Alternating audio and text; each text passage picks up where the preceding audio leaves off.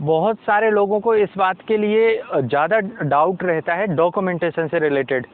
कि ये बात तो सही है कि यदि किसी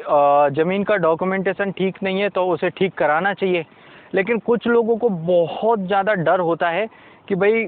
बुलडोज़र चल जाता है या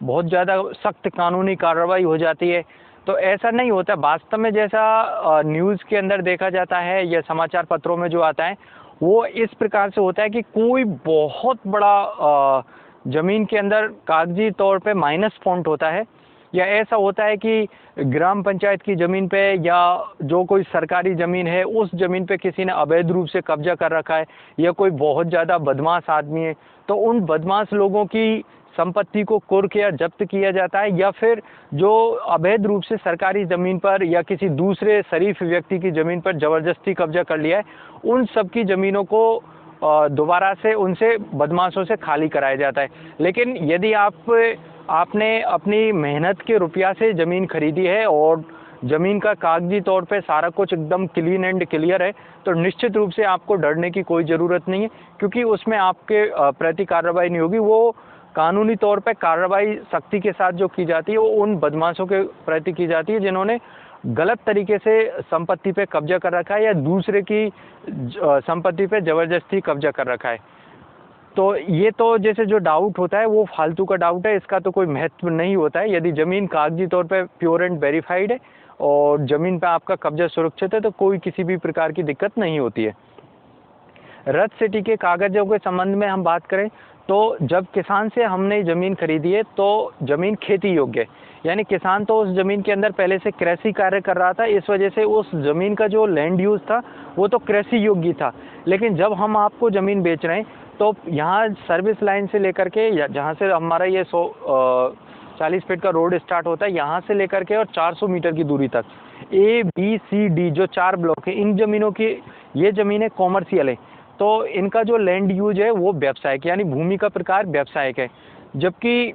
400 मीटर की दूरी के बाद की जो ज़मीन है उनका लैंड यूज यानी संपत्ति का प्रकार जो है वो आवासीय है। बाकी संस्थागत और औद्योगिक ज़मीन भी रथ सिटी के अंदर है। तो जो जिस प्रकार के यूज के लिए आप ज़मीन खरीदते हैं उसमें उसी प्रकार से ज़मीन का लैंड यूज कन्वर्ट करा करके दिया जाता है, जिससे इस बात के लिए आप पूरी तरह से निश्चिंत हो सकते हैं कि भाई ज़मीन पूरी तरह से प्योर एंड वेरीफाइड है, उसमें कोई किसी भी तरह के संकोच वाली बात नहीं होती है। दूसरा, ज़मीनें दाखिल खारिज होती हैं। दाखिल खारिज ज़मीन के अंदर ये फ़ायदा होता है कि प्रत्येक सरकारी दस्तावेज के अंदर बेचने वाले का नाम हट करके खरीदने वाले का नाम छंट जाता है। इससे बाद में कोई, जैसे कई बार ये केसेज आते हैं कि भाई कोई व्यक्ति एक ज़मीन को कई बार बेच दिया, तो वो कैसे संभव हो पाता है कि ऐसी कैटेगरी की कोई भी ज़मीन है जिसकी ना तो परमिशन ली गई है। दरअसल होता क्या है, कानून ऐसा है कि कोई भी खेती योग्य ज़मीन अनुसूचित जाति का व्यक्ति गैर अनुसूचित जाति के व्यक्ति को नहीं बेच सकता, केवल कृषि योग्य ज़मीन, यानी कि कृषि योग्य ज़मीन एक के अनुसूचित जाति का व्यक्ति गैर अनुसूचित जाति के व्यक्ति को नहीं बेच सकता। ये उत्तर प्रदेश राजस्व संहिता 2006 की धारा 98 का भाग 1 कहता है कि खेती वाली ज़मीन SC व्यक्ति यदि है तो वो गैर SC को नहीं बेच सकता। जबकि राजस्व संहिता 2006 की धारा 98 का भाग 2 क्या कहता है, यदि अनुसूचित जाति का सदस्य बहुत ज़्यादा गरीब है, बहुत ज़्यादा बीमार है, या दूसरे ज़िले के अंदर जाकर के रहने लगा है, या अपनी लड़की की शादी करने के लिए रुपया की सख्त ज़रूरत है, तो इन 3 स्थितियों के अंदर DM से अनुमति लेकर के अपनी ज़मीन को गैर अनुसूचित जाति व्यक्ति को भी बेच सकता है। तो यदि धारा 98 के तहत अनुसूचित जाति के सदस्य ने गैर अनुसूचित जाति के सदस्य को बेचने के लिए DM से अनुमति ले लिए तो उस ज़मीन का भी दाखिल खारिज हो जाता है। यदि अनुमति नहीं ली है उसके बाद रजिस्ट्री हो जाती है तो उसके अंदर समस्या है कि वो ज़मीन बेचने वाले का नाम हट करके खरीदने वाले का नाम नहीं छंटता है।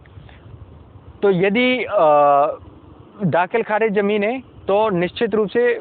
बेचने वाले का नाम हट करके खरीदने वाले का नाम खतौनी पे निश्चित रूप से छंट जाता है। यदि खतौनी के अंदर आपका नाम छंट गया तो आप समझ सकते हैं कि ज़मीन के अंदर कभी कोई किसी प्रकार का रोड नहीं टकना है, वो पूरी तरह से प्योर एंड वेरीफाइड है, कोई किसी तरह का संकट पैदा नहीं होना है।